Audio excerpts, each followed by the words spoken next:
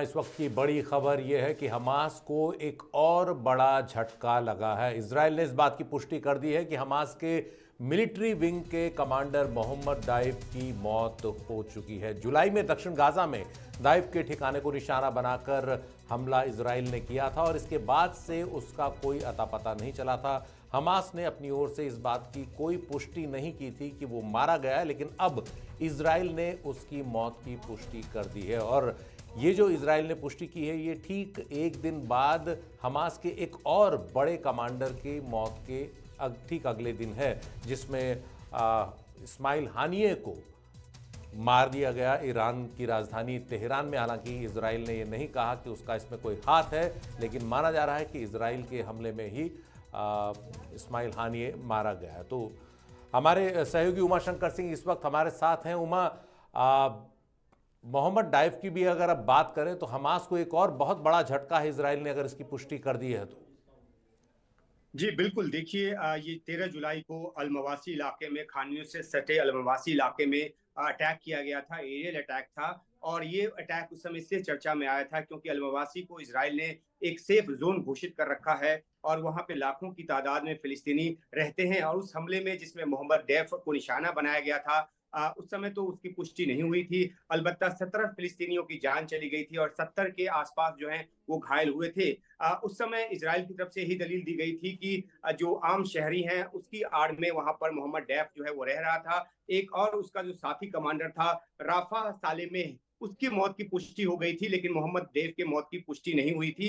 अलबत्ता इजराइल पर ये आरोप लगने लगे थे कि वो जो है वो सिविलियंस को निशाना बना रहा है। लेकिन अब दैफ की मौत की पुष्टि के साथ ही जो है इस बात का बड़ा झटका जो है वो हमास को लगा है, क्योंकि मोहम्मद दैफ वो था जो गाजा में जो मिलिट्री ऑपरेशंस है उसकी कमांड को संभाले हुआ था। अब याहिया सिनवार जो है वो जिंदा रह गया है और याहिया सिनवार को लेकर इजराइल जो है लगातार सूचनाएं जुटा रहा है, उसको भी मारने की कोशिश में है। तो आपने सही कहा कि पहले जो जिस तरीके से अभी पॉलिटिकल चीफ की मौत हुई है हमले में, वो तेहरान में। इसके अलावा हिजबुल्लाह के मिलिट्री के टॉप कमांडर की जो मौत हुई है वो हुई है आपको लेबनान में। और इसके बाद अब डेफ की मौत की पुष्टि जो है ये अपने आप में बड़ा झटका हमास के लिए, और जाहिर सी बात है कि इजराइल के लिए एक बड़ी एक बहुत बड़ी उपलब्धि है। और जिस तरीके से इजराइल के प्रधानमंत्री नेतन्याहू ने साफ किया हुआ है कि हमास के खात्मे तक गाजा में युद्ध नहीं रुकेगा, तो जमीनी स्तर पे लड़ाकों को खत्म करने के साथ साथ बड़े लीडरों को भी खत्म करने की कोशिश चल रही है। और आज ही नेतन्याहू का बयान आया है कि दबाव में नहीं झुकेंगे, जीत की ओर लगातार बढ़ते रहेंगे। उमा, ये इजराइल की एक तरह से ये कहा जाए या नेतन्याहू की व्यक्तिगत जीत भी मानी जाएगी कि उन हमास के खात्मे का जो ऐलान उन्होंने किया उसमें काफ़ी हद तक वो कामयाब रहे हैं। अगर याहिया सिनवर को हटा दिया जाए तो बड़े नेता बहुत ज़्यादा नहीं है हमास के। लेकिन क्या इस्माइल हानिये की हत्या के मामले में इजराइल ने अभी बात कबूल की है कि हमला उसी ने किया था तेहरान में?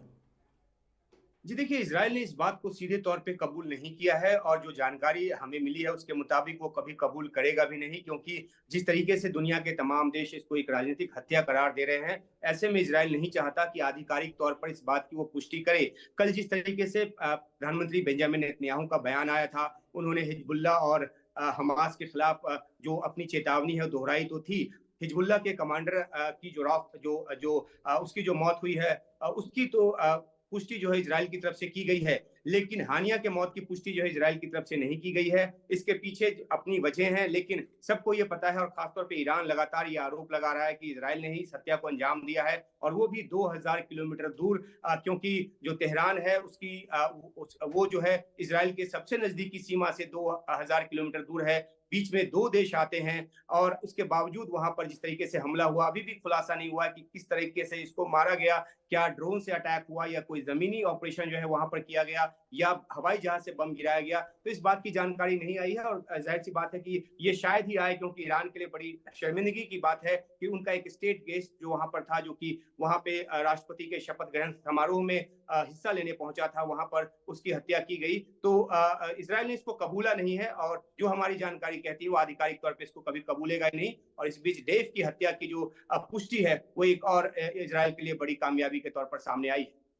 जी उमा, और इसके बाद अगर हम बात करें पूरे पश्चिम एशिया की, ख़ासतौर पर इस पूरे इलाके की जहां इज़राइल है, ईरान है, साथ में उधर लेबनान है, सीरिया है, तो क्या आपको लगता है कि अब जिस जिस तरह से बहुत ज़्यादा गर्मी बढ़ गई है, एक तरह से युद्ध की आहट भी लग रहा है कई बार कि इजराइल हो सकता है कि उसका कहना है ख़ासतौर पर उनके सुप्रीम लीडर का कि ये इसका बदला लिया जाएगा, कि कहीं एक बार फिर कुछ चीज़ें शांत हो रही थी और एक बार फिर से उसको उबाल पर ला दिया इन घटनाओं ने? जी बिल्कुल, देखिए हिजबुल्लाह के जो मिलिट्री चीफ को मारा गया, उसके बाद से हिजबुल्लाह की तरफ से ये बात कही गई कि वो इसकी बड़ी कीमत लेगा। और दूसरी तरफ हानिये की मौत के बाद जो है ईरान के सुप्रीम लीडर की तरफ से ये कहा गया है कि ये व्यर्थ नहीं जाएगा, और सीधा हमला करने की का जो आदेश है वो भी, अगर हम न्यूयॉर्क टाइम्स की रिपोर्ट की बात करें तो उन्होंने ईरान को आदेश दिया है कि इजराइल पर सीधा हमला किया जाए। तो इससे एक तनाव का माहौल जो है और ज्यादा बढ़ गया है। और दूसरी तरफ डिप्लोमेटिक चैनल के जरिए इजराइल ने लेबनान और ईरान को इस बात की सूचना दी है, इस बात की इत्तला दी है कि अगर किसी ने सीधा हमला किया तो भयावह परिणाम होंगे। तो इजराइल अपनी तरफ से एक दबाव बनाने की नीति पर भी चल रहा है कि सीधे तौर पर उस पर हमला न किया जाए। हमने देखा है कि अप्रैल में किस तरीके से ईरान ने 300 प्रोजेक्टाइल्स के जरिए इजराइल पर हमला किया। हालांकि 99% प्रोजेक्टाइल जो है वो हवा में ही नष्ट कर दिए गए और नुकसान इजराइल का बहुत ज्यादा नहीं हुआ, एक बच्ची उसकी जद में आई। तो अब अगर सीधे हमले के तौर पर ईरान जो है आगे बढ़ता है तो उसके अपने रिपोर्कर्सन्स होंगे। हम हमेशा हालांकि अमेरिका जैसा जो देश है वो इस बीच बचाव में लगा हुआ है कि मामला एस्केलेट ना करे, और उसकी तरफ से सफाई भी दी गई है कि हानिये की मौत की या उस पर हमले की जो जानकारी उसके पास नहीं थी। हालांकि ईरान की तरफ से आरोप लगाया गया है कि अमेरिका भी इसमें साझेदार है जिस तरीके से हानिये को मारा गया। तो स्थिति काफी ज्यादा कॉम्प्लिकेटेड है, और ईरान पर हो या लेबनान पर हो, जिस तरीके से इजराइल ने आगे बढ़कर हमला किया है, लीडरशिप को खत्म किया है, तो उसके बाद जो गुस्सा है और लगता है ईरान को भी और लेबनान को भी, खासतौर पे ईरान को, कि मुस्लिम वर्ल्ड में अपना पैठ बनाए रखने के लिए, अपना असर दिखाने के लिए उनको ऐसी जेस्चरिंग करने की जरूरत है कि वो दिखाए कि इजराइल को वो भी सबक सिखा सकते हैं। लेकिन ये देखना होगा कि हमला किस तरीके का होता है, क्योंकि एयर डिफेंस सिस्टम इजराइल का बहुत मजबूत है, बहुत स्तरीय है। और ऐसे में क्या कोई कोवर्ट ऑपरेशन के लिए ईरान जाता है, जिस बात की अंदेशा जो है वो इजराइल को, इसलिए दुनिया भर के तमाम देशों में अपने राजनयिकों की सुरक्षा कड़ी करने का उसने फैसला किया है। तो अभी जो है थोड़ा इंतजार करना होगा कि ईरान की तरफ से धमकी दी गई हो महज एक धमकी है अपना हाथ ऊपर दिखाने के लिए, या वाकई में वो किसी तरह का हमला, बड़ा हमला जो है वो इजराइल की तरफ करने की कोशिश करता है। जी उमा, ये जो आपका दिलचस्प शानदार विश्लेषण है, इसमें मैं एक और पहलू लाना चाहूँगा। भारत के लिए कूटनीतिक चुनौती बहुत ज़्यादा बढ़ गई है इसके बाद, और अमेरिका के सामने भी एक संकट है। वो लगातार चाह रहा है कि किसी तरह से कोई एक मध्यस्थता हो जाए, कोई बीच का रास्ता निकल आए, वो भी नहीं निकल रहा है। तो अमेरिका और भारत दोनों के लिए दो अलग अलग छोर पर काफ़ी ज़्यादा कूटनीतिक चुनौतियाँ बढ़ गई हैं, जिस तरह से युद्ध के मुहाने पर बढ़ता जा रहा है पश्चिम एशिया। जी बिल्कुल सही कहा आपने। देखिए भारत जो है हमेशा फिलिस्तीन कॉज के साथ खड़ा रहा है, यहाँ तक कि UNRWA के लिए जब पश्चिमी देशों ने और अमेरिका तक ने वहाँ फंड रोक दी, भारत जो है वो उसको फंड देता रहा, क्योंकि आम फिलिस्तीनियों की चिंता भारत को हमेशा से रही है। जहाँ तक अमेरिका की बात है तो अमेरिका फिलिस्तीनी कॉज की बात तो करता रहा है, लेकिन उसका दोहरापन भी जो है वो सामने आया है। जो अलग अलग मंचों पे उसने जिस तरह की पोजिशनिंग की, और खासतौर पे जिस तरह से अब दबाव अमेरिका में राष्ट्रपति चुनाव के पहले फिलिस्तीन अरब मूल के लोगों की तरफ से बढ़ा है, क्योंकि उनका जो वोट है वो काफी मायने रखता है स्विंग स्टेट्स में भी। तो इस तरीके से अमेरिका एक दबाव में आया है। उसने ऑफ लेट जाकर इसराइल को इस बात के लिए मनाने की कोशिश की कि वो जो है युद्ध रोक दे। हालांकि बेंजामिन नेतन्याहू जो कि अभी अमेरिका के दौरे से आए हैं, उन्होंने उस दबाव को बिल्कुल नहीं माना है, और उनका सीधा कहना है कि जब तक हमास का खात्मा नहीं होगा तब तक युद्ध नहीं रुकेगा, और इस तरह से खात्मा नहीं होगा कि वो फिर से इसराइल के लिए कभी एक खतरनाक रूप ना ले सके। तो इस दिशा में वो बढ़ रहे हैं। तो भारत जो है वो फिलिस्तीनी कॉज के साथ खड़ा रहा है। जो हानिये की मौत हुई है उसके ऊपर जो है भारत की तरफ से अभी तक प्रतिक्रिया नहीं आई है। यह भी एक बात दर्शाता है कि किस तरीके से जो एक पॉलिटिकल लीडरशिप है, जो कि गाजा में रहकर मिलिट्री ऑपरेशन नहीं कर रहा था, उसकी जो मौत है उसको दुनिया के बहुत सारे देशों ने, यहाँ तक कि ऑस्ट्रेलिया जैसे देश ने भी इस हमले को और इस तरह से हमले में जान लेने की बात की निंदा की है। तो एक बड़ी दुविधा की स्थिति कई सारे देशों के लिए है।